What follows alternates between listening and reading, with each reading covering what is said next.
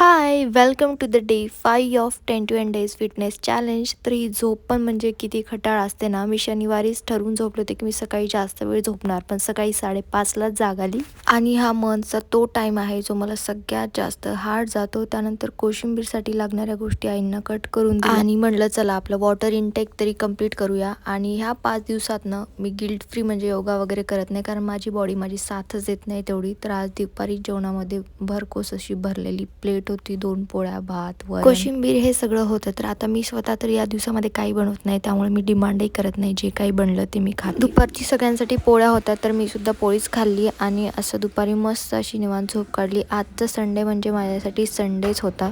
त्यानंतर स्वतःला थोडंसं कसं तरी पुश करून म्हणलं थोडं तरी वॉक करूया. तर कशा तरी 3000+ मी स्टेप्स पूर्ण केल्या. आणि हो, आज ना मी सकाळी थोडासा चहा पण घेतला होता. तर असा संपला आजचा डे 5. चला बाय.